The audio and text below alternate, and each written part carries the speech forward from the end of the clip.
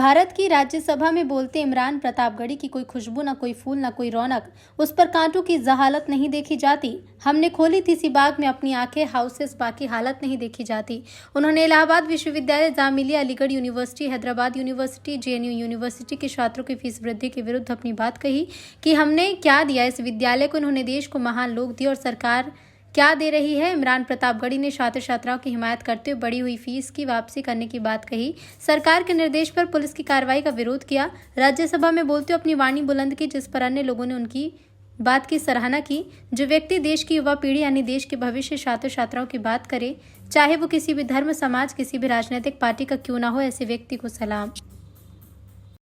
इमरान प्रतापगढ़ी, कोई खुशबू न कोई फूल न कोई रौनक, उस पे कांटों की जहालत नहीं देखी जाती। हमने खोली थी इसी बाग में अपनी आंखें, हमसे इस बाग की हालत नहीं देखी जाती। पूरब का ऑक्सफोर्ड इलाहाबाद विश्वविद्यालय, जिसके सीनेट हॉल में खड़े होकर के कभी कैफी आजमी ने कहा था कोई तो सूद चुकाए, कोई तो जिम्मा ले, उस इंकलाब का जो आज तक उधार सा है, उसी विश्वविद्यालय का कैंपस आज पुलिस के बूटों की धमक से रौंदा जा रहा है। 400% छात्रों की फीस बढ़ा दी गई है। ग्रेजुएशन की फीस 975 रुपए से बढ़ा करके 3,900 रुपए कर दी गई है। पोस्ट ग्रेजुएशन की फीस 1,375 रुपए से बढ़ा करके 4,651 रुपए कर दी गई है। हॉस्टल की फीस 15,000 से बढ़ा करके 45,000 कर दी गई है। छात्र पिछले 90 दिन से आमरण अनशन कर रहे हैं। जिस विश्वविद्यालय ने इस देश को पंडित मोतीलाल नेहरू दिया, पंडित मदन मोहन मालवीय दिया, डॉक्टर जाकिर हुसैन दिया, शंकर दयाल शर्मा दिया, विश्वनाथ प्रताप सिंह दिया, चंद्रशेखर दिया, महादेवी वर्मा दिया, अर्जुन सिंह दिया, फिराद गोरखपुरी दिया, उसे हम क्या दे रहे हैं? सरकार ने कह दिया कि फंड कम है, छात्रों से वसूली करके खर्चे पूरे करो।